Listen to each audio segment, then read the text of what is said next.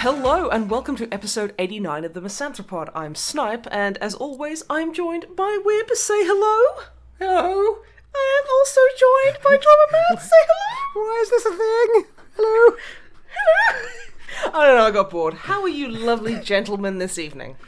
I'm okay, although I imagine our listeners aren't after hearing that. So. I'm sure their pets aren't, because they're probably just like, Dogs are crawling the walls right now. Yeah, they're not very pleased. I'd quite like to see the YouTube, the immediate, listeners drop off.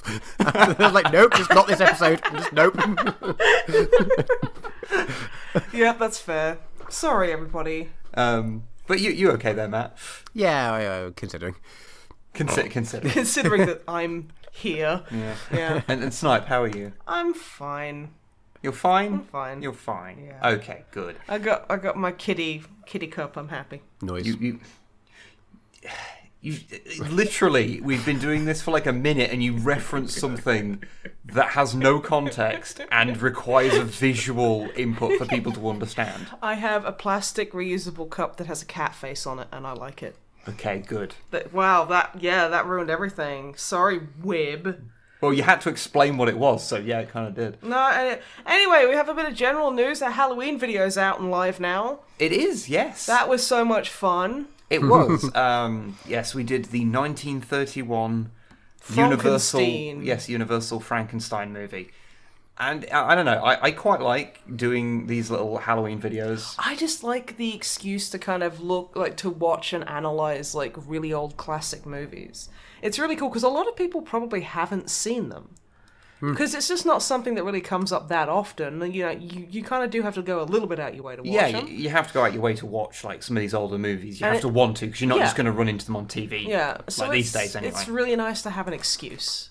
Yeah, absolutely. And just as much as I like talking about it, obviously, but it is nice sometimes to just not make a video about Warhammer, Yeah, especially because Codex Compliant takes up about 100% more, 100 times more work. Oh, yeah. Not that these videos are easy to make either, but they are significantly easier comparatively. Comparatively, they are so much more pleasant and quick to put together. They're a lot more fun. Yeah. I'm just stressful. I'd no doubt get sick of them if I was doing them all the time. Oh, for sure. But that's the nature of the thing. Anything that's different is a nice break. Yeah. From the thing before you go back into it. Especially because the next Codex Compliant is going to be something that I've been looking forward to doing. So that's going to be a fun one. I'm not going to say anything about it, although you're welcome to try and guess. Ooh. Zotes. Thoughts in the comments. Yeah, this is engagement. This keeps the channel growing. Always lampshade what you're doing. Yeah, because then it doesn't come across as cynical. Yeah. I just want to say, dislike this video if you think it's going to be 40k related. Oh. Hey, as far as the algorithm is concerned, likes and dislikes are the same thing. Still works. Yeah, which is why they're kind of fucking useless. Every time we mention something that makes you dislike a video, remember you're actually helping us. Thank you. Thank you. Free Hong Kong. But yeah, it was a lot of fun to do, and we dressed up, and I actually did your makeup as well. Yes, I was wearing makeup to give myself deep set eyes. Yeah, to increase the eye bags and make you look more gaunt and stuff. And I was wearing nail varnish as well. Yeah, we're both wearing the same nail varnish. Yeah, very fancy Rimmel matte black. Yeah, I've not worn nail varnish in ages actually. I remember wearing it a couple of times, when we were first we're first together, So about a decade ago. Yeah. And so yeah, I've just kind of left it on because it's it's kind of fun. It is fun, huh? I don't know. It's just a nice thing to do. Yeah, because it's one of those things where it's the fact that it is considered gendered at all is really dumb. It's just really weird to me. Yeah. Because it's can painting a part of you a different color. Ooh. Yeah. What? Yeah, I'm not sure if it's supposed to be because, women aren't allowed nails, so you have to hide them and cover them up, or women should have more nails, so you need to exaggerate them. But either way, neither of those things make sense. I think it's just you have to spend, like, as a woman, you have to spend more time on your appearance, and painting your nails is proving that you're doing that or something. That's which is like, probably it's reinforcing the whole thing of men should be stinky and women should take 47 years to get ready for anything. It's just fucking stupid. It's like, men are allowed to take pride in their appearance, and if, like, I think nail varnish is, like, is a fun way to just, it's a fun change. Yeah. Honestly. Yeah. So, I don't know. I might keep this going. I'm not sure. Well, I do have some very nice purple nail varnish. Yeah, I'll have to give that a shot. Yeah. Oh god, isn't the worst thing when you paint your nails, up to like an hour and a half after you've painted your nails, you'll always like pick something up and just like dig a hole in it. As soon as I put it on, I had to set up the lights for the video. Instantly took a chunk out of both my thumbs. Yeah, that's all because it's like surface dry for about 10 minutes after, but then for like an hour or so after. I've slept on, but I think the last 2 times I've done mine, I've slept on them, woke up done them a good few hours before bedtime, slept on them, woke up with like fingerprints in a couple of them from where my hands have been squashed together. I was like, they were so good before I went to sleep. But yeah, getting away from that one minor point in the video. But yeah, no, it was a fun video to put together, and I hope people enjoy it. And yeah, don't worry if the movie reviews aren't your thing, we'll be getting back to Codex Compliant for the next one. So that's all good. I guess we should start going around and seeing what everyone's been doing. Okay, well, Drumblebum. Hello. What have you been up to, friend? I have disappointing news, friends. I have got bugger all to talk about, basically. That's okay. In the last 2 weeks, we went over and had a family Christmas in October. That was fun. Because, October... Halloween is the Christmas in October, so it's okay. No, my birthday is the Christmas in October. But we also about to have Halloween, and also we had Christmas. Because you know what? October is the coolest. We might as well add more things into it. Fair. Yeah. Also, it's Ash's birthday, which is another Christmas in October. Yeah. And Wib and I's wedding anniversary. Yeah, October's the best. Weirdly, have you noticed this? Like with the previous generation, like they'll get you like anniversary cards. Really? Yeah. Like Wib's mum just came out and was like, we bought you a bunch of anniversary cards. It's like, but it's our Did anniversary. Did you just look at it and say, what for? I kind of wanted to, but she makes all their cards like by hand, and it's all like decoupage and stuff like that. So it's like, they're really nice things to receive, but at the same time, it's like, we don't even get each other, like, anniversary cards. Like, I bought you a soft toy, that's I bought what you it a was. Pokemon shirt. You can buy me a Pokemon shirt, yeah. But, like, It just feels weird, like, someone coming and going, here's this, congrats on your marriage. It's like, okay, thanks. It's one of those things I kind of assumed would have, like, died off with this in our generation, but... Yeah, because I mean, with our generation, I think it absolutely is. But the older generation's still clinging to weird shit. Like, saying happy anniversary is fine, but like, yeah. Oh, like, yeah, definitely. Like, got, like, I Yeah. send that to like Ash and Sarah, like, happy anniversary. When I remember their anniversary. I mean, not that they care if their family friend, forgets their wedding anniversary. Yeah. I don't know, it's always just been weird to me. It's like, oh, well, I mean, we have, like, a nice day, but, like, this is very much an us thing, you know? Yeah. It's just a bit weird. But I get a nice thought is a nice thought, so... So, you know how before the podcast started and we said none of us have anything to talk about? Yeah. And we have somehow managed to talk for 10 minutes about nail varnish and wedding anniversaries. Yeah, wow, we're fucking old. Well, yeah. So, Drumblebutt. I have also, so that was one weekend, and then the other weekend I popped back over to Bordeaux, and I ran a marathon, which was, I now can't walk. Oh. Which isn't much of an excuse for not playing video games. I appreciate not being able to walk. Oh god. So hopefully means in the next few weeks, in the healing / can't walk process, I might actually get something done to talk about next time. Maybe. But unfortunately, I have had nothing. away from video games and things, I can say I took Wib down on a fancy day out to London. We went to see a band. Oh yeah, it was your anniversary. It was Happy anniversary, guys. I don't know. I'm a great proponent of, when it comes to gifts, if you see something or think of something that someone would like and you can afford it, and obviously other caveats, I think I'm like, well, why wait for a birthday or wait for Christmas, or just get the thing now.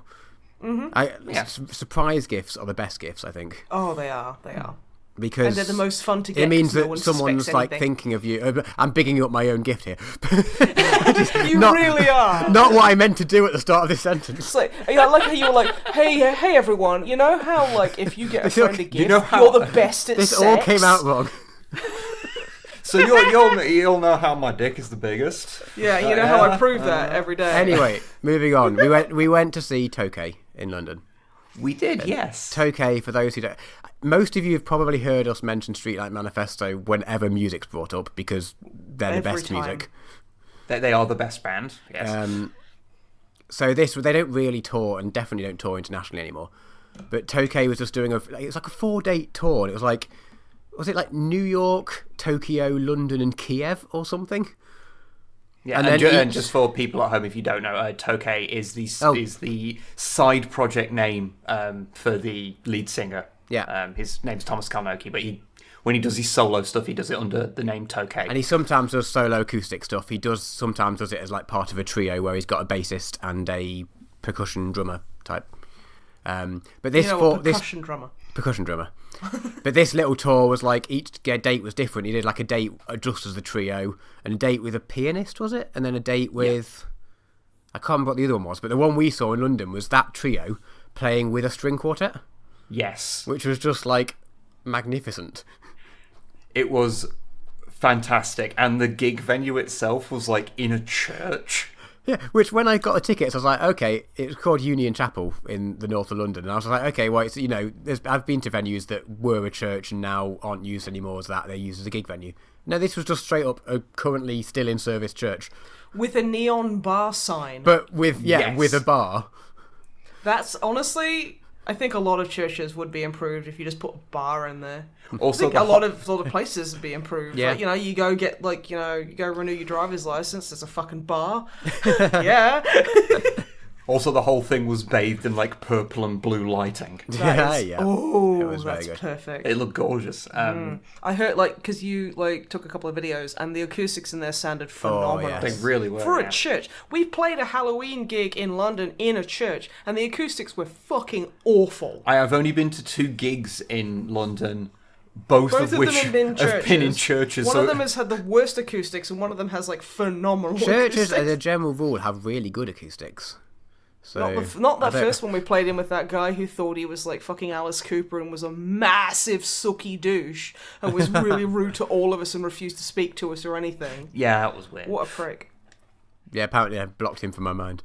Yeah, I literally went up and I was like, oh, hi, mate. And he was like, pfft, and just walked off. And I'm like, okay, fuck you, buddy. Oh. But yeah, so as far as I'm aware, every gig venue in London is a church, and anything anyone tells me will not convince me otherwise. No. But yeah, no, the gig was really, really good.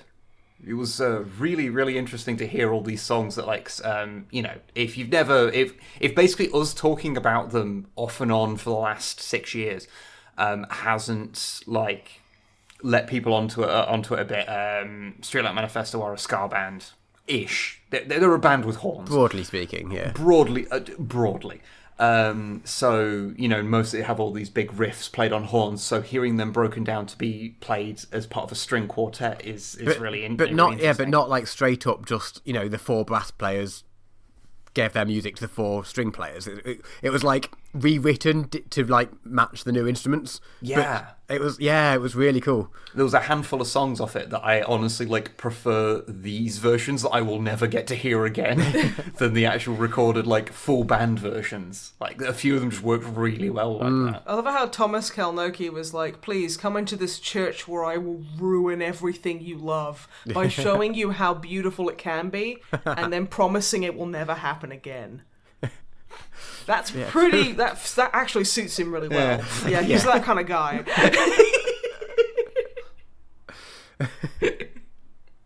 But yeah, that was a very fun day out, and it was a pretty perfect gig because they sold tea, and it was finished by 9:30. So for me, that's perfect. this is great.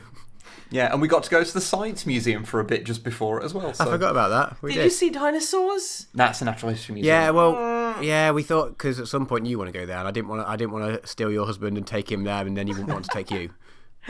Yeah, that's how that works. I think most people know dinos are your thing, and I didn't dare take that from you. No, that's fair. That's fair. Not when you're within swinging distance. That's usually a good idea. Nah, so we went to see Science instead. Okay, that's fine. So like rocks and shit. Lots of telephones. Telephones are science? Spaceships. Yeah.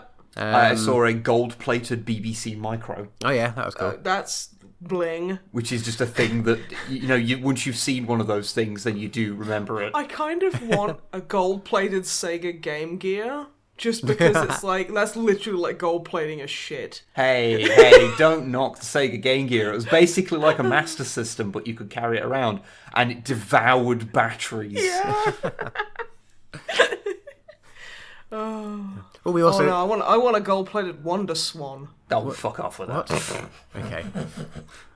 We also saw a SNES with, which game was it? Aliens 3? Yeah, so they had like just a bunch of like stuff from over the years, and one of them was a Super Nintendo, and for some reason the game that was in it, rather than having like fucking Super Mario, like Mario World or something like that, or Mario Kart, anything that would be like a good staple, a good SNES game. No, it had Alien 3.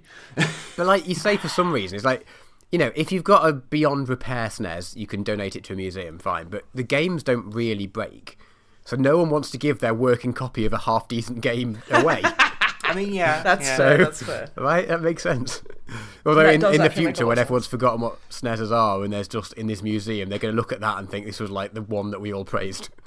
Yes. Yeah. Everyone played Aliens 3. Aliens 3. Because the movie was such a big hit. Yes. Ooh. Oh dear.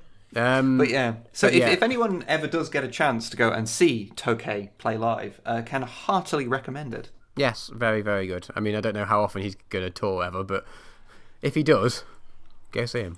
Yes.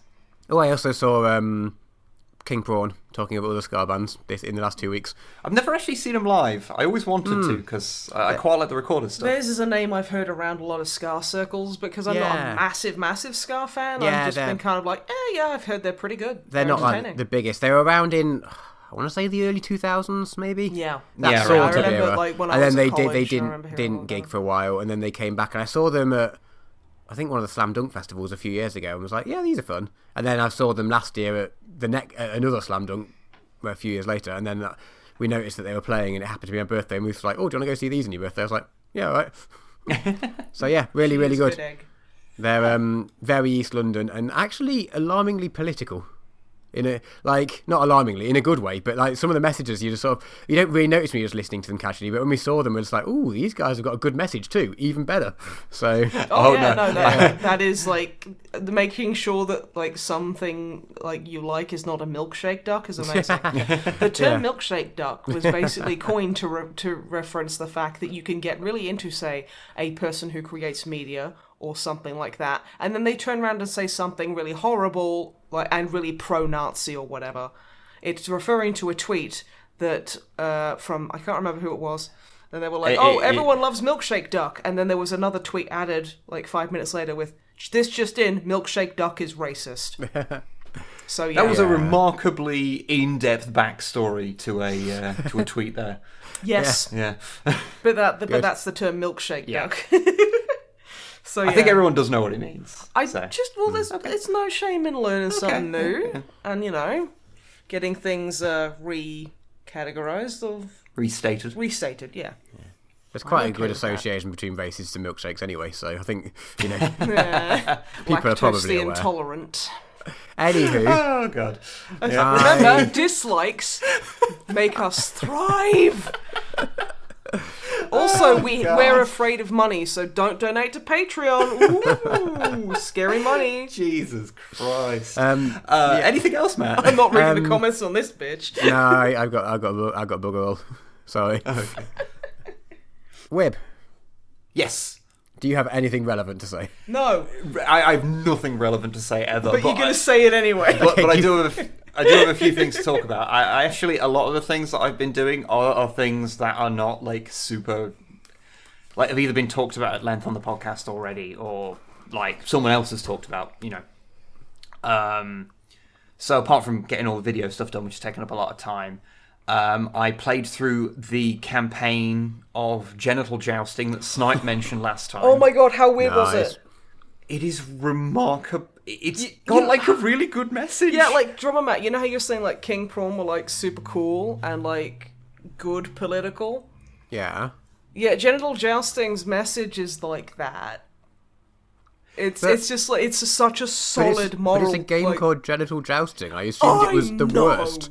No, it just has this really kind of like positive message about making like fucking up and like basically buckling to the unobtainable like standards that society tries to force upon you, and how that won't make you happy, and you have to realize that you have to try to be a good person. You aren't owed other people. You aren't owed everything in the world just because society says that maybe you are. And it's like, it basically says that, if you're a good person, then people will want to spend time with you. Yeah, and you have to work on yourself. You have to work on yourself, and yeah, it sucks when bad things happen, but you can't take that out on other people. It's so fucking... It's a game about dicks! It is fucking ridiculous. Like, there is a whole, like, you can get an achievement for swallowing all the worms you find up your butthole. I got that achievement. IRL or...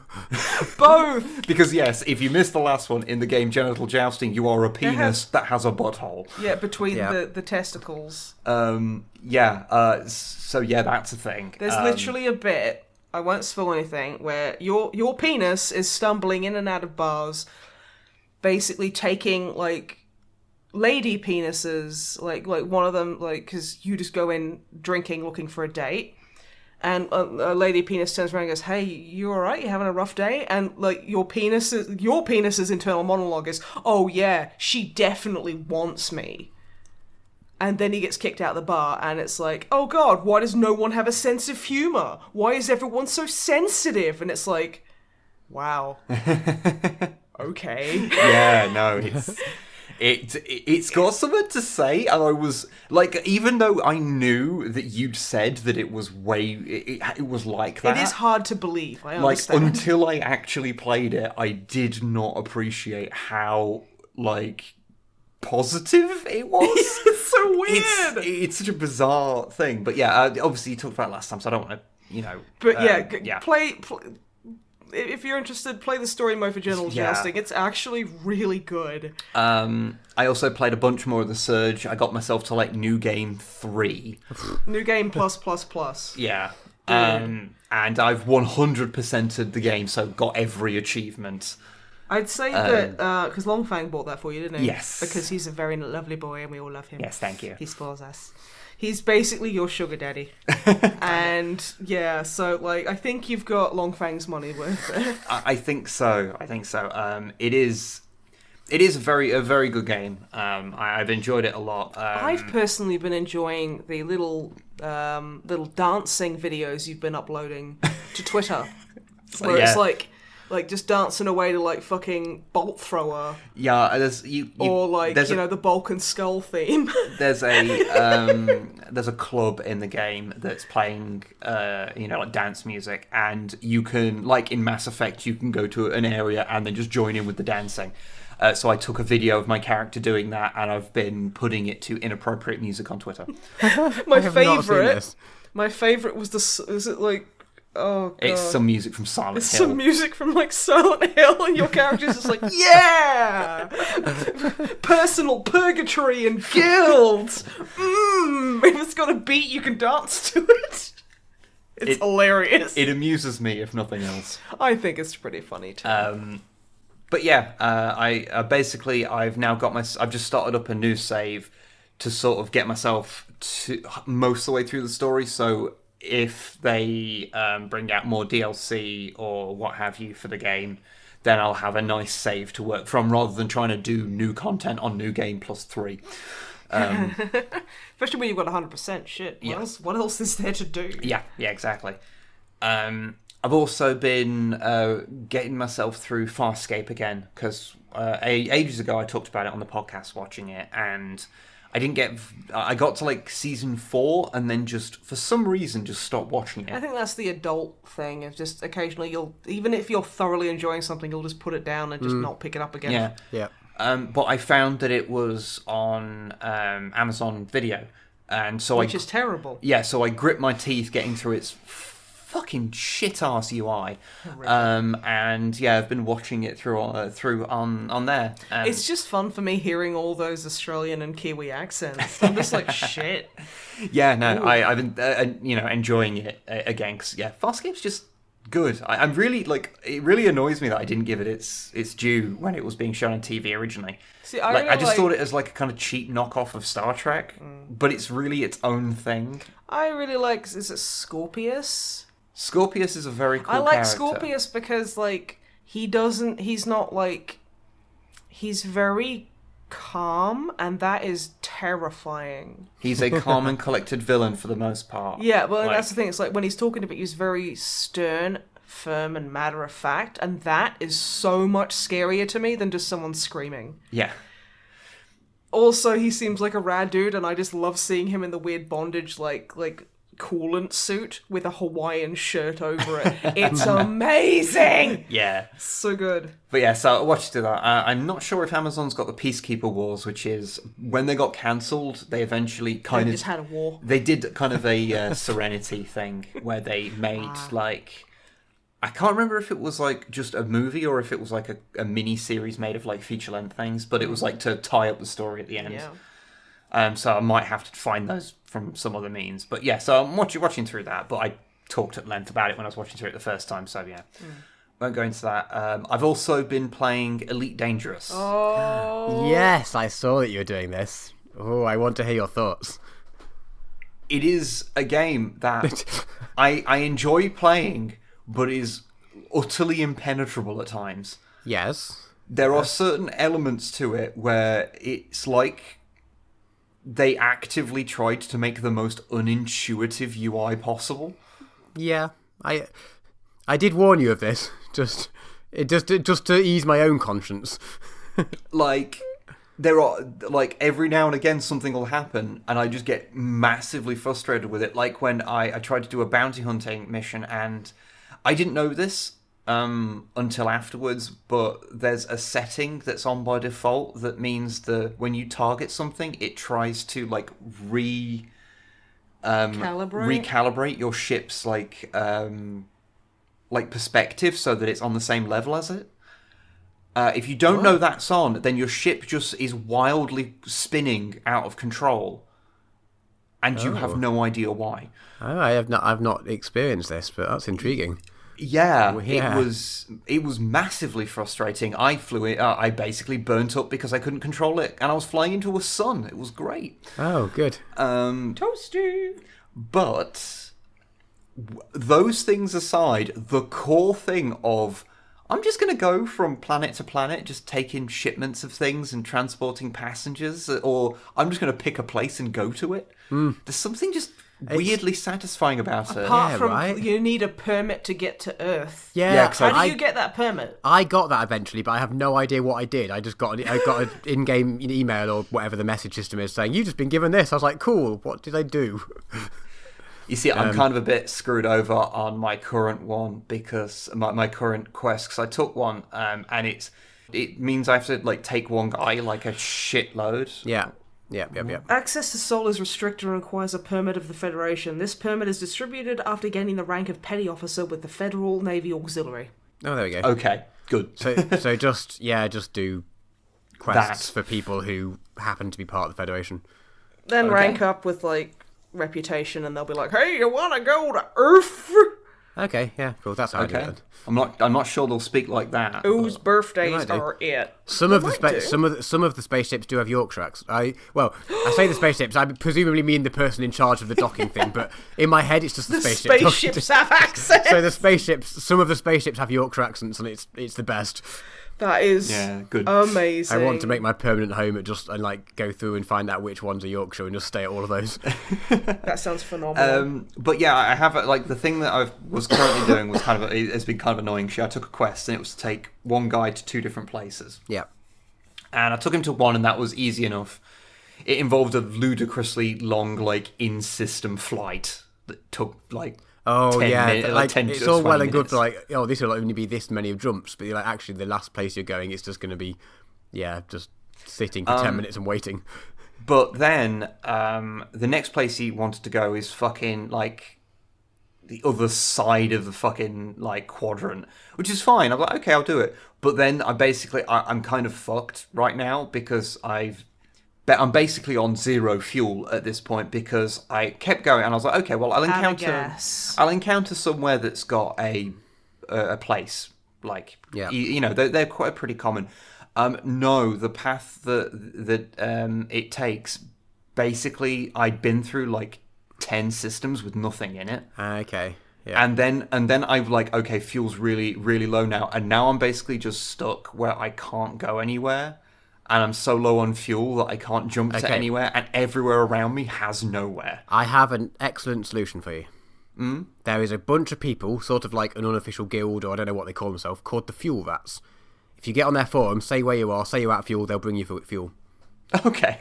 They are just doing it for the good of their own minds, or I don't know, and I've never had to use them, but by all accounts they're amazing, and they just bring stranded people fuel, and that's their sole purpose.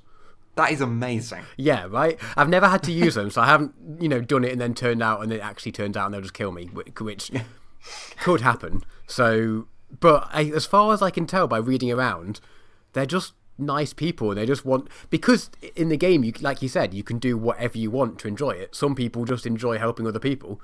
So that is how they play the game, and it's amazing. That is so lovely. Yeah, that's right. That totally doesn't surprise me either, because it is. Because I put it on Twitter of like how the general structure of the game, because it is fundamentally pretty aimless. Like it kind of throws you out into the universe and it's gives a universe sandbox. Yeah, it gives you a bunch of ways that you can make money to get better ships and to upgrade, and then just doesn't really put any priority onto which ones are the best. Although early on, just take missions, just shipping goods around, and you'll make a crap load of money very quickly. Yeah, that's what I did for the first. Or just even if you want, just fly to different just fly out in a direction and then fly back and sell all the data. I'm saying, yeah. But yeah, because you can just do whatever you want. You end up sort of like creating a bit of a narrative for your character without even really trying. Yep. Yeah, totally. So, like, my character I started off and I was just shipping stuff around, and then I was like, okay, well, I mean, I'm making money. I've bought myself a better ship.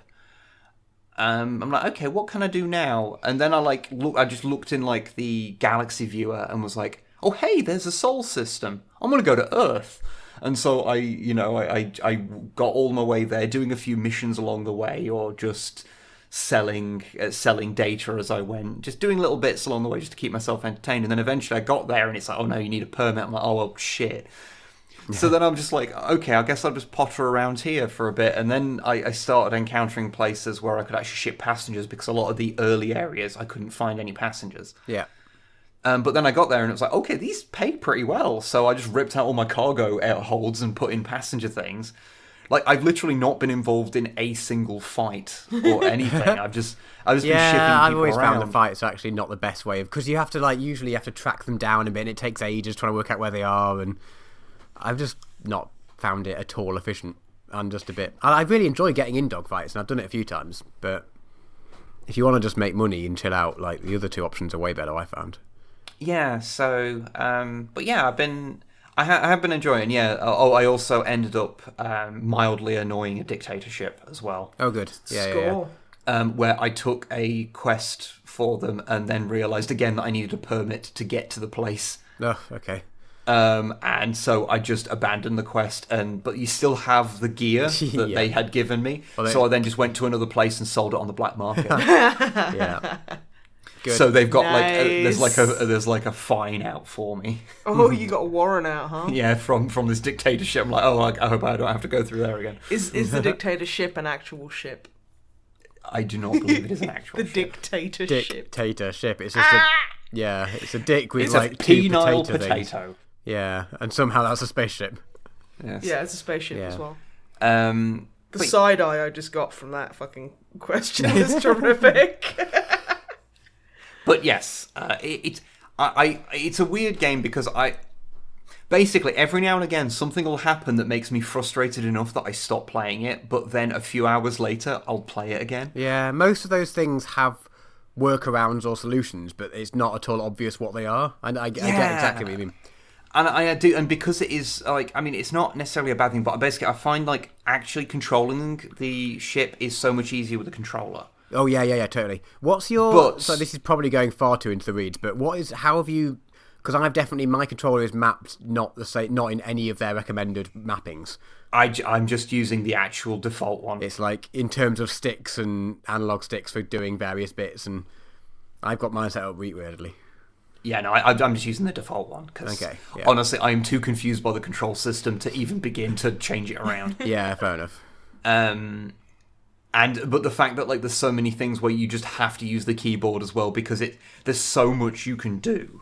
Yeah, like, but you can use the controller as like basically like holding down any of the face buttons as like basically shift modifiers. So instead of pressing the right button, I'm actually using an Xbox controller. I don't know about you guys. Yeah. But instead of pressing the right button or right trigger, you can press Y and then press the right button, and that's different to if you hold X and press the right button. So there's like actually quite an alarming amount of things you can just map straight to the controller. That does sound like something that I'm basically the sort of person that very rarely changes controls on games. I just get used to whatever nonsense. I throw am at me. almost exclusive like that apart from this Laughs game. and left-handed. Yeah, you play left-handed, so you have to change everything around. So I have to change everything around all the fucking time. And I've just found out that in Breakpoint, if you are on a keyboard, you can't base jump with a parachute. It just refuses to acknowledge your inputs. Good. Yeah. Good. No base jumping for me. But yeah, in short, I am enjoying it. It tries its best to make me not enjoy it, but there is something just immensely satisfying about just dicking around space, and I don't know why. Yeah, I spent far too long on it. Yeah, well, the fact that like I've played it for like 10 hours and it doesn't really feel like I have. Although granted, it is the sort of game where you spend a lot of time like, I'm just on like autopilot. So I'm just listening to a podcast and checking Twitter. Yeah. I did come in the other day and you were just sat sideways at the computer chair, like on your phone, just driving. So I was like, "Are you having fun?" You were like, "This game is awesome." I'm like, "You're not even playing." It was amazing. It's a whole thing. But anyway, the last thing I want to talk about, which I thought everything else would take like 5 minutes. But the last thing to talk about is an actual game that hasn't been talked about before on this podcast, or possibly ever. I've never heard another person talk about it, so don't tell me that another person has. Oh. Because I won't believe you, because I've not seen it. Shit, okay. And that is the game Parkitect, which I played on a solo stream a little while ago, a few days ago now. Mm-hmm. And it's basically like a roller coaster tycoon style game. But it's made a few years ago, so it's got a more modern sort of aesthetic. It's very cartoony, so it's a bit more like theme park, amusement park. In my head, this was going to be some sort of like car park tycoon management thing, and I was all about to be all over that now. Oh god, yeah, you boring right? pricks. Oh my god. Oh, trying to work out like the best like flow for track. Oh god. Yeah. That sounds maybe amazing. not as a whole game, but as like a part of some other game. Like you could possibly have that as like a part of like a theme park style game. Of you have to work out the car parks. Okay. This reminds me of a thing Ron and Matt said a while ago about Farming Simulator crossed with an MMO. No, crossed with Oh, what is it? Like Euro Truck Simulator? Yeah. We were talking about making an so an someone MMO could would just be do farming, and then someone could just do driving aimlessly. Yeah, for to like have 9 hours. like a weird European boring job simulator MMO. Also, can I just make like an armchair psychology kind of like observation here about how as millennials our fantasy is doing a job. Yeah, it's weird, right? And also like, you know, having fun and owning things.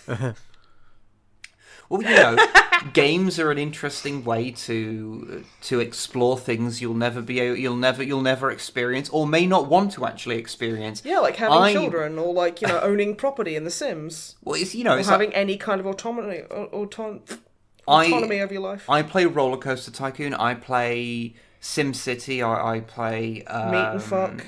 I play things like like, you know, Parkitect and things. And all these business simulators. I really liked a game called Adventure Capitalist. Which is like those ideologically opposed to everything you stand for. I am very not okay with capitalism, but it's a fun game to play when no one can get hurt. Dislikes help our channel. Thank you. I just thought it was an amusing observation. Yeah.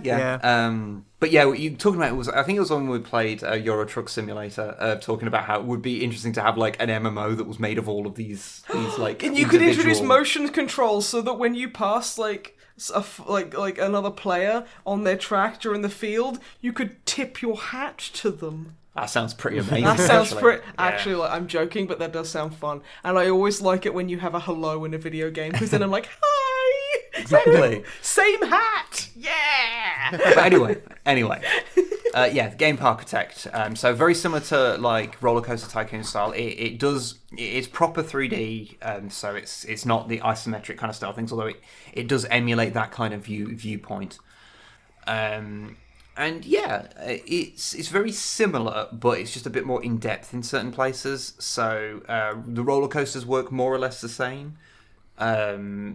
Little bit more intuitive, but also there's a little bit more you can do with it because of it being like 3D and stuff. But it does take a little bit of getting used to because obviously some of the systems are different. There's also really interesting, like, it actually has a whole thing of you doing the kind of back end stuff as well. So you know how at like Disney World they don't let you see the artifice, like you don't see the staff walk into the shop because they go through the back entrances through like paths behind everything you don't get to see. You basically have to maintain that in Parkitect. So like if you have shops, that's oddly dystopian. You have to have like a way for people to get stuff inside them. So you build like paths behind them so people can bring in the stuff into it. And you can even have like pneumatic tubes that bring stuff into places. Can you jam the people into the tubes? You cannot, I'm afraid. Yeah. You see, like, I'm having horrifying flashbacks because I worked as a waitress for a good while, and we weren't allowed to sit down in front of customers. I mean, you're forgetting that, like, you know, if customers see the employees as people, that means the business might have to start treating their employees as people. You know, you say that, but that's probably exactly it. You see, when it comes to theme parks, it is a little different because I know, there but is. It still makes me grind my teeth because I'm like, I remember like literally having to eat dinner in having to have a snack in the fucking car park, the employee car park, because I couldn't let the guests see me. Yeah. But, you know, and so it's an interesting time because that is actually a real thing they do in theme parks. That is a thing they actually concern themselves with. Yeah, they shove people into pneumatic tubes and splot them all over the place. How else do you think people get around at Disneyland? Exactly. And it's really interesting how that works. Also, one minor thing that was really weird is that basically every ride I got when I was playing it on stream was a different method of rotating my guests. Okay. Everything was some type of ride that was... Welcome to Rotary World! Yeah, everything. You'll be shocked at how we rotate you. Like, everything, like, Ferris wheel, fine. Then you'd have, like, teacups that spin. But then you'd have, like, a million other things that were just different ways of taking guests, holding them in a round thing, and then spinning them. You see, that's going to be someone's kink, so I don't want to shame. It sounds horrible. It was really weird. Although, please tell me you sold like deep fried gherkins and like really gross food like that would really interact when everything mixed. So it was just, I'm gonna go on the teacups, and then literally everyone throws up into the teacup, so you have to like literally carry it away like a giant cup of like. Okay, I don't know where I'm getting at. I don't want to know where you're going, and quite frankly, I do not wish to follow you. That's okay. I don't want to be here either. In in my brain. In short, it's just got a few extra things that add to the complexity of putting a park together.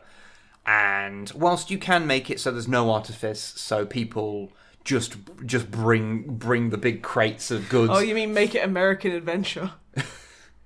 We don't talk about the American Adventure.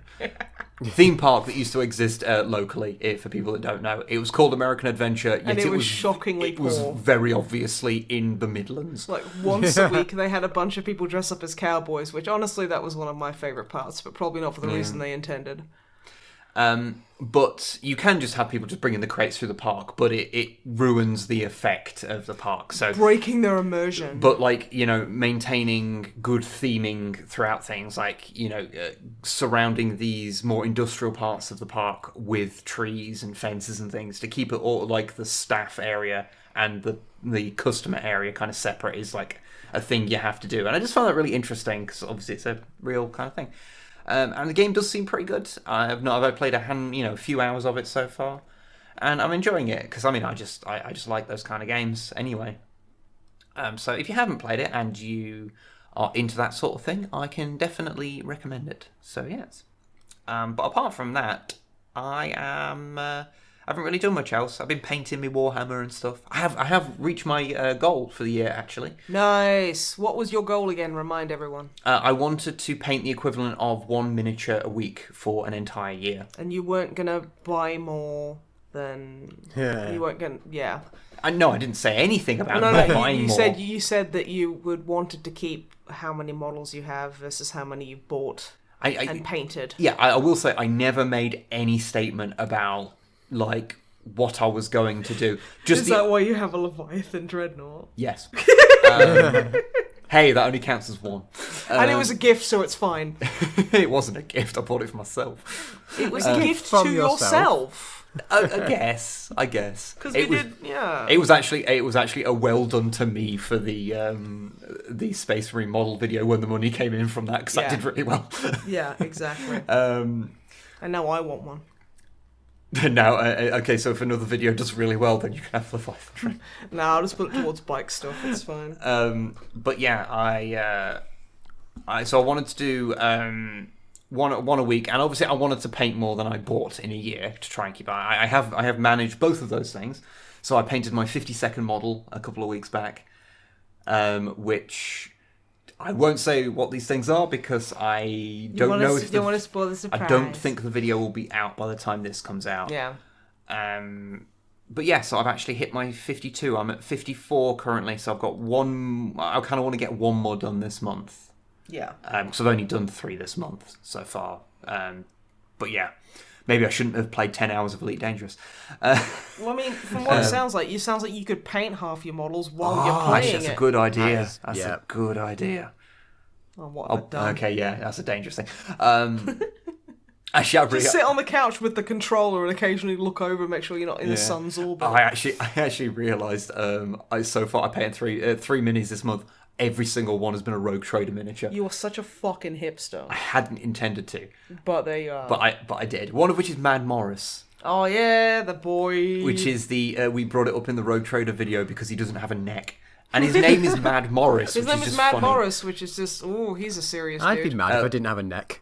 Yeah, and I managed to find him on eBay. I painted him up. I managed to do the on the Rogue Trader, especially the artwork. They have shit written on them. Slam Sector. Yeah, Slam Sector. Gimme danger. Yeah, shit like that. I did write Mad Morris on his shoulder pad. Which, your free hand is fucking, seriously, I hate you. It involved a very small brush and a lot of patience. But yeah, but that's it. That's all I've done. So I shall now pass over to Snipe, who is yawning. Because I'm very interesting. I can see. So, what have you been up to, Dad? Long day. I have not been having a good time mental health wise, but I'm gonna go back to the doctor and be like, hey, so should I just take 2 antidepressants a day instead, or are you gonna like actually up my dose? I'm probably not gonna say that because that's not something you should say to somebody who literally has like live well pills on them, but you know. Yeah, generally don't joke about taking too much of your medication to medical professionals. Yeah, no. They take a dim view on these things. Yeah, they don't have unless much it's of a sense of laxatives, humour. in which case they laugh at you. Yeah. Yeah, but the thing is... Or suppositories, in which case they go, good fucking luck. Yeah, basically. But yeah, so as a result, I've not really been doing much stuff. I mean, I did hang out on Zoran's stream. Oh, yeah.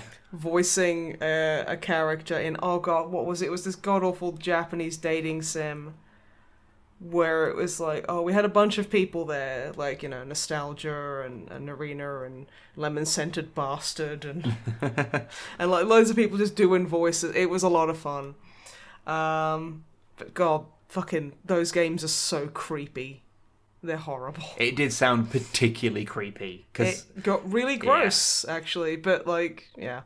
Apart from that, I've just been playing The Sims and looking forward to university and The Sims really, University. The just Sims to be clear. 4 University is coming out, and I love that expansion, and I'm super looking forward to it. But I also, and this is just to annoy Longfang, I'm really looking forward to Sims 4 Laundry Day.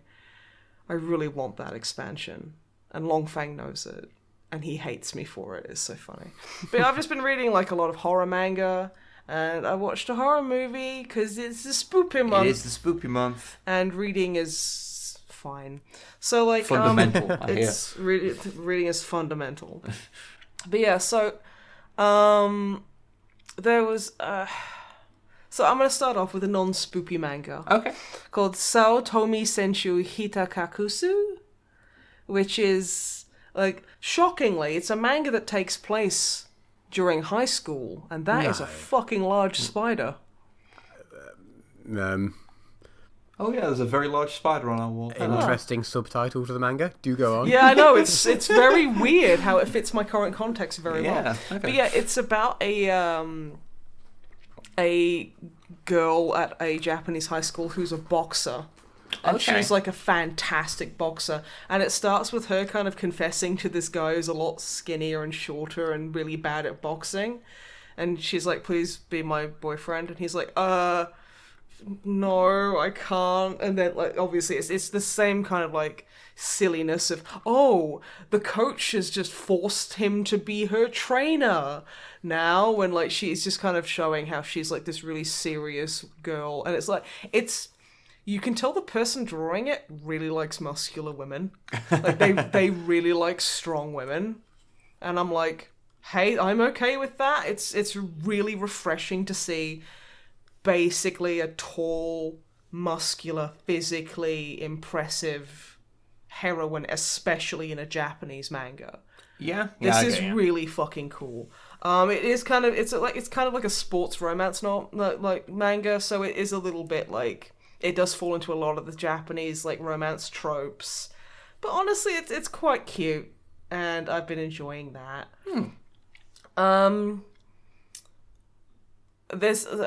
So I'm gonna get into one that I didn't really enjoy, called Fuan no Tane, which is basically a collection of horror, like short story mangas, all by the same author. Okay. The artwork in it is solid.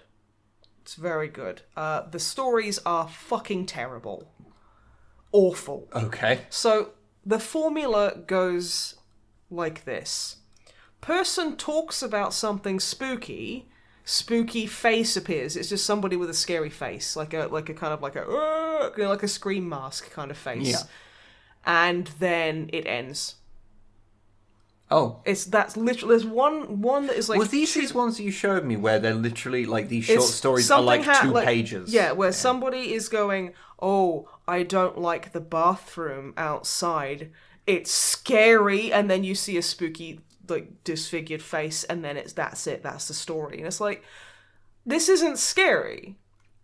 This is just a variant on the spooky face.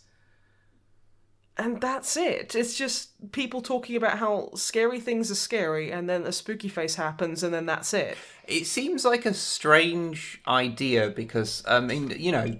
It feels like if someone tried to, like sequentially, in a comic, do a jump scare. Yeah, because it seems like a strange thing because, I mean, I know obviously, like, what people find scary is very subjective. Oh, absolutely, But I would say that one of the cornerstones of horror is a build-up and payoff for tension. Yeah, I mean, that's the and thing, there's no tension. There's no suspense. If you can only spend, like, a page, it's quite hard to build up suspense over a single page and pay it off effectively. No, I completely agree. It feels like sort of, even if, like, they were good, they wouldn't be effective at horror. Yeah, I mean, there's literally one where it's just I don't think you see the narrator, and they're talking about how the streets are scary at night because they're dark. And it's literally like 2 pages. And it's just showing this. I mean, don't get me wrong, the drawing is beautiful. It's very... They've put a lot of effort into, like, drawing the streets of, say, like, Osaka at night. And it's like, yeah, that's fantastic. That looks very nice. There's a lot of lighting and stuff there that would be a pain in the ass to, like, draw and get right. And it's like, oh, the streets are very scary at night. It's so dark. You never know what's, like, looking around the corner. And then there's just, like, the lid of a sewer grate open and just a spooky long-fingered hand, and then that's it. It's like, this is not scary. It's like, it's just, hey, what if scary things exist? And, yeah. And it kind of, yeah, there's no build-up, there's no tension, there's no kind of, like... I tend to prefer psychological horror a lot more than jump scares, because I don't like jump scares. I think they're garbage. And, like, yeah, this just didn't do it for me. But I read another one called Kyo-Ufu Kansen, which has a similar kind of thing. It's an anthology kind of manga. The art is weird.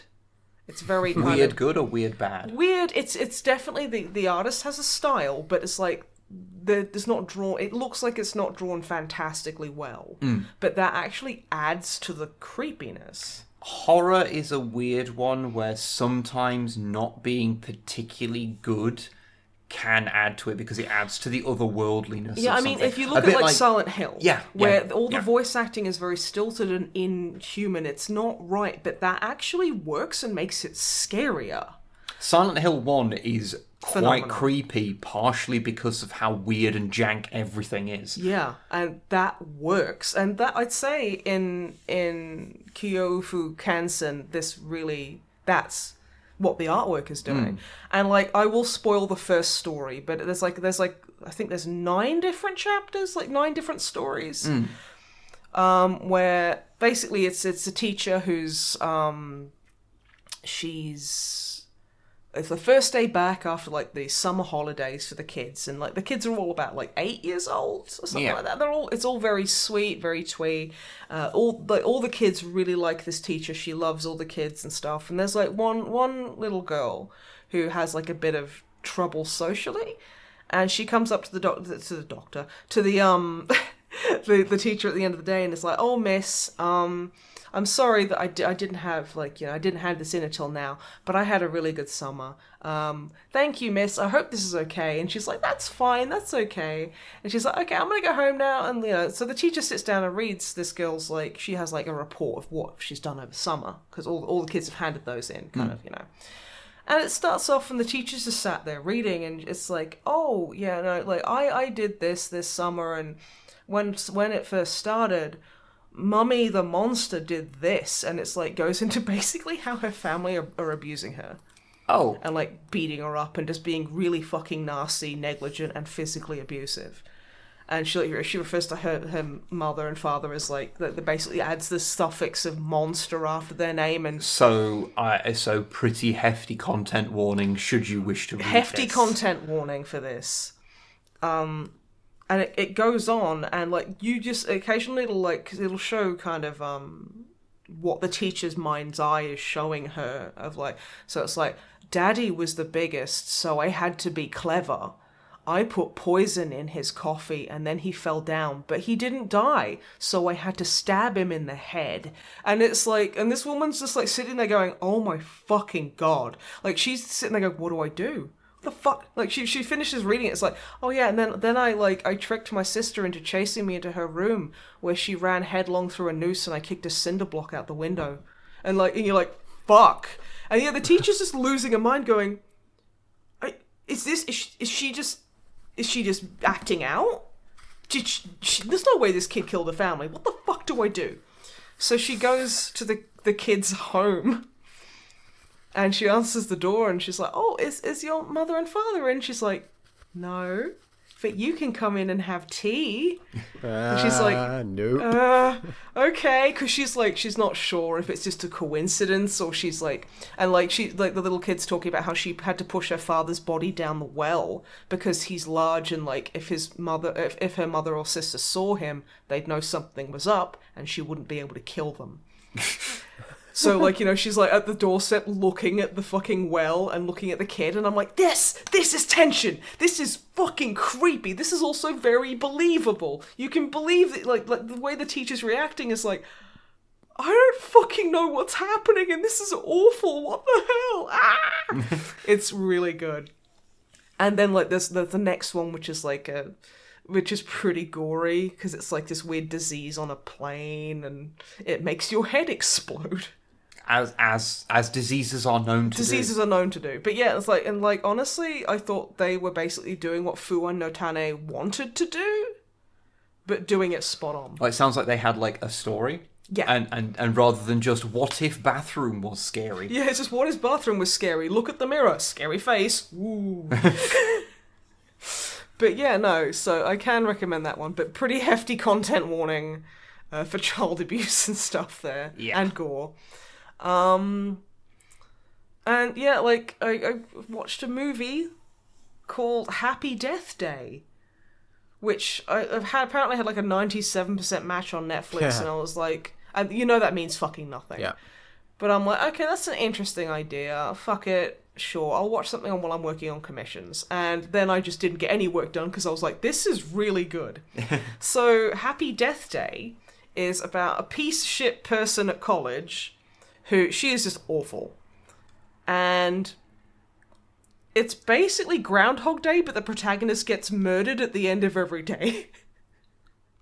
And like she you know, she remembers, like, because if you don't know what Groundhog Day is, it's a movie with Bill Murray where one guy keeps waking up on the same day, and like everything keeps happening the same, and you know, like, so he's like, the same song comes on the radio every morning. He looks out the window and it's the same truck turning the corner. And, you know, the same news, like the same thing is happening. He's reliving the same day over and over again. And Happy Death Day is like that, but the protagonist, it always ends with her dying. Because there's someone trying to kill her. It's basically what if Groundhog Day was a self-aware 90s slasher. Yeah, there's a lot. But none of that is bad. No, it's good. Like, you remember, not like, in a bad way. You remember, like, Scream's self-awareness and how it had fun with the slasher genre. It has a lot of that. It is funny. It's self-aware enough. It's still a bit spooky and atmospheric. It's got some good kills. And it's just like, it's got a good couple of like, oh, is it this person? Is it that person? We just don't know. And like, there's a nice twist on it as well, where it's a little bit of a spoiler, but not a massive one. Where so she gets like, first night she gets stabbed to death. Second one she gets like exploded or whatever, and it goes on. She like wakes up on like the 8th day and just collapses and wakes up in hospital. And it turns out that all of her injury, all the murders that's being done to her, is basically internal scarring, so it's making her weaker. So she's got to find out who's killing her and stop them. Kind of a finite amount of time she can die. There's a finite amount of time she can die before her body just gives up. And it's like, it is really entertaining.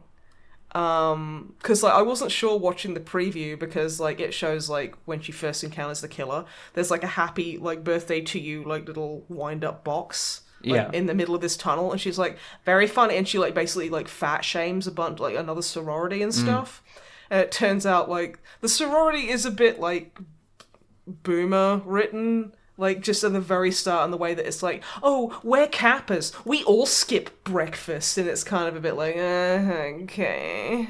Yeah, and like one of them's like, oh, is this gluten-free? It's like, yes, Cindy, it is, but also it's vegan, and you're like, oh. But then it doesn't really carry on with that, thank Christ. But aren't the characters intended to be insufferable? They are. So It's fine. But like, nothing against vegans or people who have gluten intolerances or anything like that, but it's played up for they're only doing it because they're jerks. Yeah. So, but no, it's very entertaining. And it's just, yeah, it's good. And, like, the acting is good as well. So, yeah, I can't recommend that. That was a fun, spooky slasher movie. It was good, yeah. Okay. Yeah, that's basically me. Okay, well, I mean, I guess then we should go on to the questions. Yes. Holy shit, this one might actually end up as a short podcast. Why did you have to say that? No, that was your mistake. Oh, right, yes, questions. We have a number of questions. We have... What's the email address? Wibblet.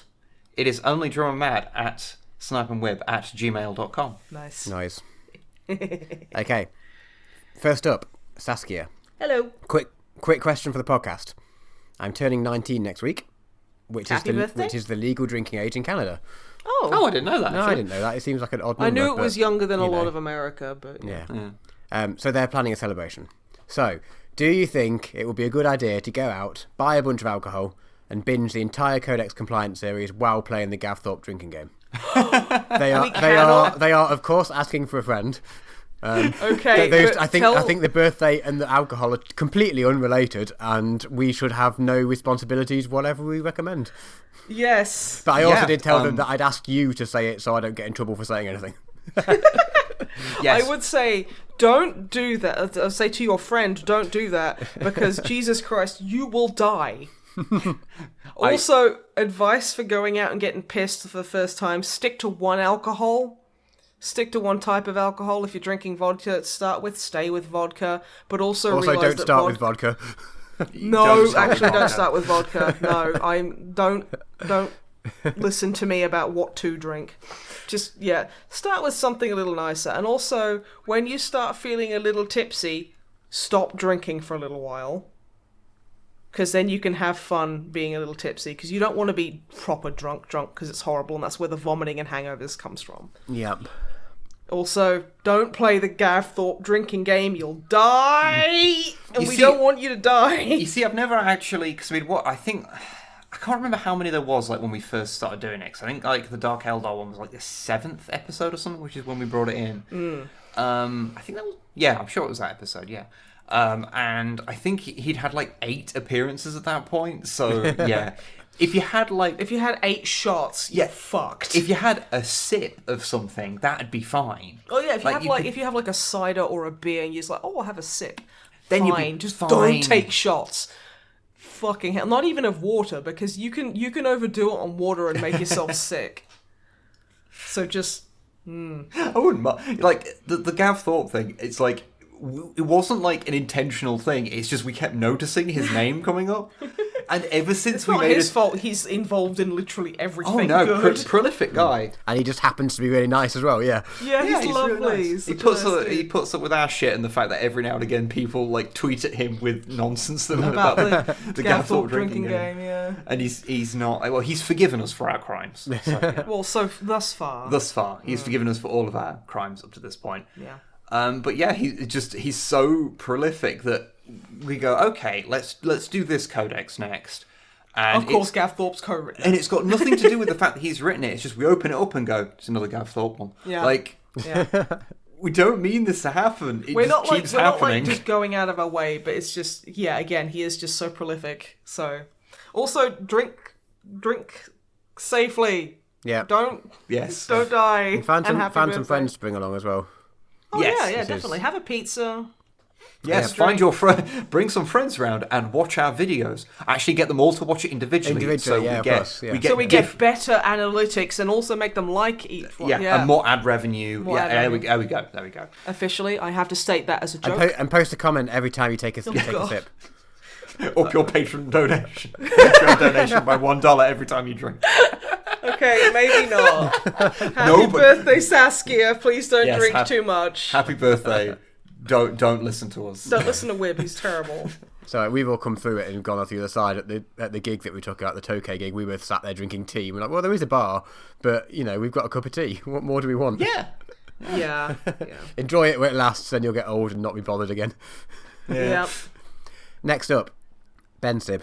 This is an art question. Oh. Because you two are both artists. I mean, legally, yeah. I am told that I have to declare so in court. I've been known to push the paint around. So there's two questions, but they're very similar.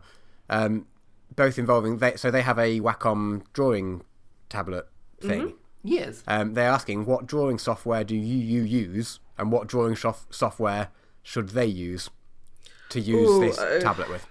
It depends if you're on a budget or not. Now, Wib and I both use Adobe Creative Cloud, like Photoshop Creative Cloud, referred to as Photoshop CC. Quite a lot. That's a monthly subscription. It is on the pricier side. Photoshop Cunty Capitalist Edition. You're not wrong, dude. That is kept up to date and stuff. It's good for line art. That's what I use my line art in. I've recently acquired Coral Painter 2019, which I think is about £300. You got it from Humble Bundle. I got it from Humble Bundle for like 20 quid, including like a bunch of brushes for it. Which honestly, it seems like a fantastic program to use for colouring. However, if you're on a budget, Krita is apparently quite good. Krita. It takes a lot from it takes the UI a lot from is it Paint Tool Sci, I think. I've heard a lot of people enjoy Paint Tool Sci as well for digital art programs. I've never been able to get on with Sci or Krita because I cut my teeth art program wise on Photoshop CS2 because I'm fucking old as sin. And quite a lot of them do have, not demos, but like really heavily cut down versions of them you can use for a bit. Yeah, where you can basically have like a 14-day trial or something. So you can do that if you want to try out some programs. I'd say literally just shop around, look for what you find comfortable. Also, the thing with Paint Tool Sci and Photoshop is because they're such largely used programs, is the fact that you'll be able to find brushes and third-party plugins and brushes for them quite easily. So that's another bonus on that. But yeah, just have a look around, like see what you feel comfortable with, what things you like, what you prefer, and what suits your particular style of creating. Also, having a Wacom tablet to begin with, as much as like I don't like saying this brand is good brand, Wacom tablets are fantastic. We've had a few of them over the years. They've always been workhorses. They've always done beautiful stuff. We've worked them all until they died from overuse or just the drivers becoming so old from being over machines. Yeah, we're currently using a Wacom Intuos. I've never known how you're supposed to pronounce it. I don't know either. Intuos, whatever it is. It's very good. That's what Ben Siv has. Yeah, it's honestly, it's a really good little tablet. It's solid. I mean, the only thing because we used to have a Wacom Bamboo, and the best thing about that was you could turn your pen over and have a rubber on, like, say, if you were on a pencil, like using a pencil where the eraser would be. Yeah, and it would swap over to the eraser tool. The Intuos doesn't have that, so every time I just kind of flip it around and just go. Yeah, that was a really. And then have to press E with my filthy human hands. Your flesh stub. My flesh nubbins, and it's terrible. But yeah, I hope that was vaguely. Yeah, I hope that was helpful, and keep at it. You're doing good, and I hope you find a good one soon. Next up, Ave Imperator Midwin.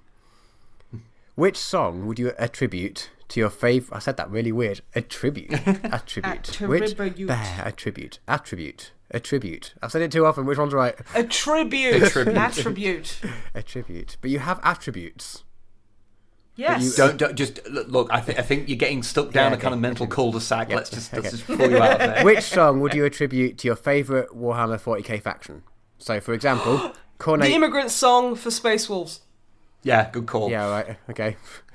Because it's fucking amazing. The two examples. So we've got Cornate factions, obviously, Blood for the Blood God. Yep. By Debauchery. Of course. Their answer would be We Drink Your Blood by Powerwolf for the Blood Angels.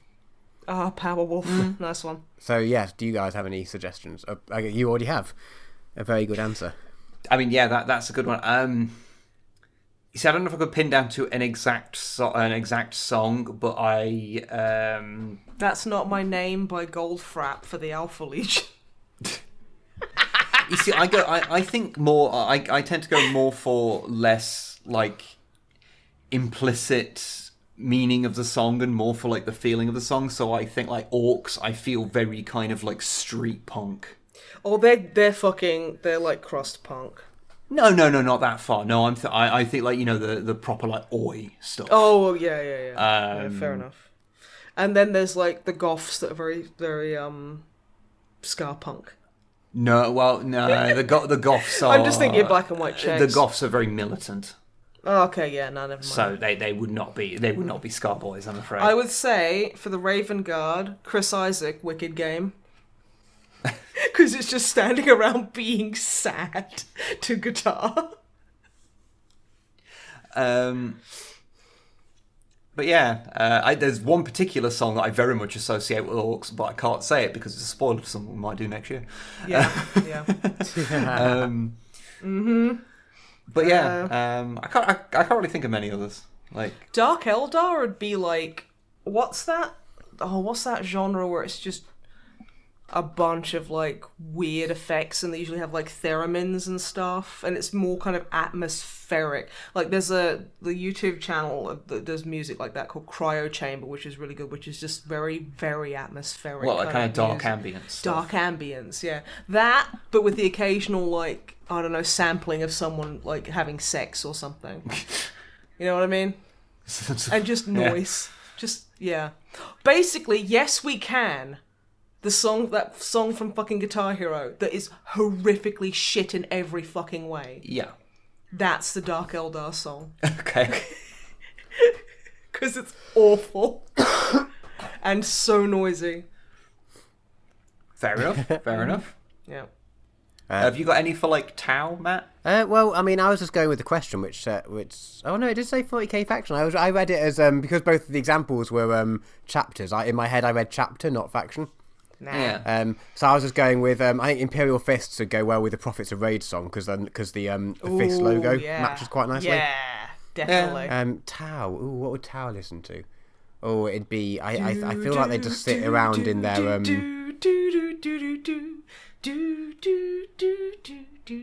Yeah, I mean they'd listen to J-pop like all the time.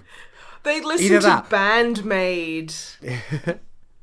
Or like, what was the other one? They'd be into their Hatsune Miku. Yeah, they're just like the Levy and Polka 10-hour mix. You see, I was thinking more about the actual music that has been made with Miku. With Hatsune Miku. I wish I could remember it. There was like an album that I found a while ago that was actually pretty decent. But yeah, they didn't have a singer at that point, so they just had Miku. They just vocaloided it, and it was pretty decent. Yeah. No, my Tau sit around listening to Maximum the Hormone.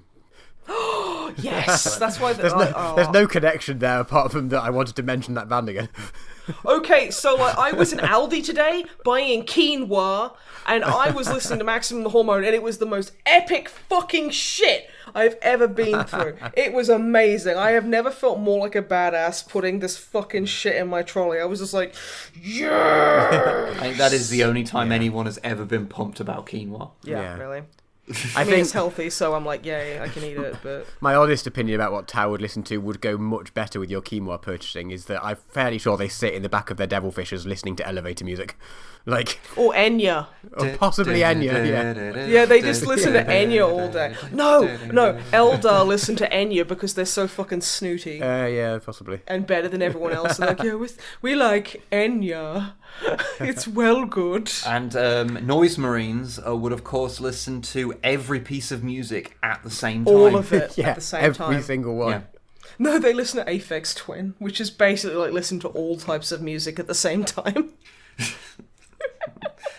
It's been a long time since I've thought about Aphex Twin. Yeah, did it make you happy? They were fine. I'm Honestly- not jumping on your bandwagon of hating Aphex Twin. I'm not asking anyone to. I'm just like, I knew a guy at school. He was like the only person I knew who listened to Aphex Twin, and he was like, "Oh yeah, you just don't get it." Okay, well that's bullshit. Yeah, okay. You don't get Aphex Twin. If you don't look behind the veil at the message they're sending, you aren't smart enough. You don't to understand. You don't understand. He will eat your soul. Yeah, and scream at old ladies. Yeah. Yeah. Yeah, it was just like, so I kind of like, that's my jokey screaming. Yeah, okay, fair. But yeah, interesting question. Thank you. They have a PS. If you ever sell some merch, please can you make a shirt with Chibi Snipe on it with antlers? Oh, that's tempting. I want that shirt myself. Full enough, connecting to the other thing, if we ever do shirts, the idea to do with them is to make them all fake band shirts. Oh yeah, like a Codex compliant, like a proper like a metal shirt. Yeah, like They just full have on Codex compliant, but like full like bundle of sticks from the woods. Yeah, like you can barely read it. Yeah. Like title, and then a distinctly This- copyright. Like distinctly different for copyright reasons, monster on it. I think that it looks a should be little like a demon. It should be the Take a Shot tour. But yeah, that would be cool. I would like to be a little chibi with antlers. Yeah, I mean that's basically what you are. Yeah, I mean, like, Longfang commissioned one of our mods, Incredible Hibby, to draw a cute chibi-fied version of me with antlers, and it's the best thing in the world, quite frankly. That's his, like, donation notification, is, like, me popping up in the corner with my antlers. It's awesome. Okay. Very last question. Okay. Octavian C36. Oh, that sounds like a planet has messaged us, like the entirety of a planet. Yeah. I was about to say, I think I've been there in Elite Dangerous. Yeah, that's awesome. Very cool. And a little bit unsettling. If I were to put you in a D&D game as a monster, what kind of monster would you want to be? Leshen.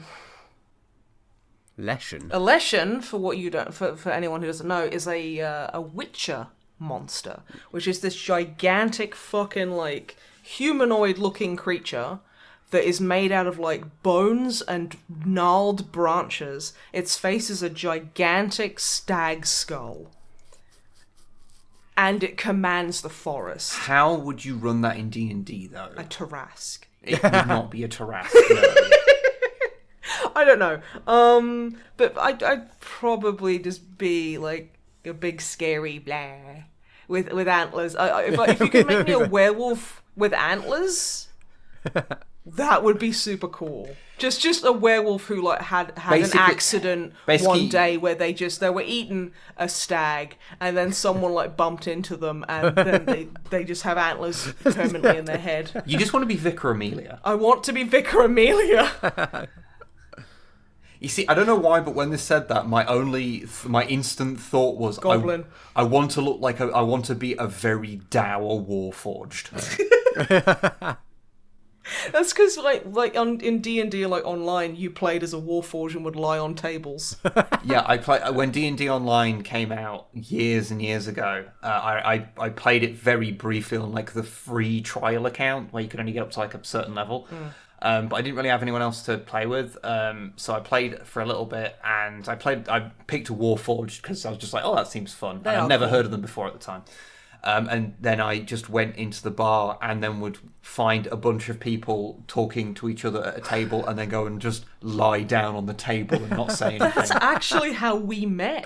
Yeah. I was just sat there at a table having a cigarette because that's when I smoked and you could smoke in bars. And this Wib just comes in, climbs up and just lies face down on the table. And I'm like, oh. So I put my ashtray on his back and continued. My one defining memory of Dungeons and Dragons Online was that there was the command /LFH, which was looking for ham. And then your character would look around while a little speech bubble that had a picture of a ham in it was there. Well, that's the Well, best. I mean... And I don't know why that was a thing, but I am grateful that it was. Dower Warforged in search of ham, Vicar Amelia, and Drummer Matt, what about you? I kind of want to be an owlbear. I get that. Yeah. Like, I don't know if I'd be a monster. I feel like I'd be a bit more cuddly. But You'd be a sweet owlbear. but I can see myself as an owlbear. And a French owlbear called Albert. Albert the owlbear. And you could be the fifth musketeer. Oh, c'est un bonne idée. I will also say I'm totally okay with being a goblin too. Oh yeah. Because I am a disgusting little goblin. I am a gobbo-core. I think we are all goblins at the end of the day. I am such a goblin. We are all dressed as goblins. Dressed as goblin. If anyone's ever bored, go look up a band called Necrogoblicon. Yeah, the lead singer, John Goblicon. He is not the lead singer, he's their manager. He should be the lead singer. Also, I keep saying that because you keep correcting me with such a snooty. Actually, John Goblicon is their manager, which I need tattooed on my face. See, I just assumed it was like that thing that you've been doing for the last couple of months where every single time we've had like an email to send off and you've said, you will out of nowhere say, oh, I'm going to change the names here just for the sake of argument. So you'll say, oh, you need to send an email to James, and I'll go, I don't know what you're talking about. And you'll go, for the thing, and then you'd explain what it is. And then you go, oh, no, you mean Bill. Yeah, like... And this went on for like a month solid, where every other day you'd say the wrong name. I remember, towards the end, I'd be like, oh yeah, about that thing with... And I'd look at you and you'd start being like, don't say it. And I'm like, I want to say James. And you're like, it's Bill! That was 2 months of our life. Cool. Okay, well that was a lot of fun. I do like these more slightly out there questions. They're good fun. They are a lot of fun. Yeah, I'm down for it. It's like, if we ever get like a thing that's like Snipe, Wib, and Drama Matt, please describe the circumference of your teeth. I'll be like, oh, I'm so glad you asked. I have a notebook dedicated to it. Do teeth have a circumference? Yes. No, I don't want to talk about this because then I think about how you'd measure it, and then you'd have to measure it with like some sort of string. I know, but then you have to wrap string around your teeth, and that makes me want to vomit on the floor. Okay, well, maybe don't deep throat the string, and it won't make you induce your gag reflex. No, not recording anymore. I'm pressing stop. You know what's... I'm pressing stop. Okay. I have one more thing to say. Okay. Is it about teeth? It's about teeth. Okay. No, it's not. It's about hair. Yeah, that's worse. The other day... Have you fucking mentioned Susan Hair for teeth? No, I wasn't going to. I was going to say I was walking through town the other day and I realised that one of my hairs had dislodged itself from my head and stuck between my bottom eye teeth. Good. And I kept messing with my teeth and I couldn't get it out. It was the worst involuntary flossing session I've ever had. Okay. Also very important to bring up on podcast. Yeah, very important podcast. Thoroughly. Drama Master's sitting there literally planning how he's going to kill me. It's okay, because now, since this has been a much shorter than normal podcast, now we're just going to add a little extended bit on the end where Drama Matt threatens to kill me for 20 minutes. Where we just talk about our various experiences with our teeth for a while, whilst Matt slowly cringes himself into a small He's going to look like a tiny drummer prune. Yes. Oh, drummer prune. And the elderly will continue to be obsessed with him. Keeps you regular, keeps that beat regular. Oh, yeah. Drummer prune. Have I ruined your fucking life? You're just literally curling up into a drummer prune. You're right there, man. Oh shit, I've fucking done it. I finally killed him. Oh no. Of all the things that have happened in this podcast, and just calling Matt a prune No. was enough Referring to break to him as the drummer prune.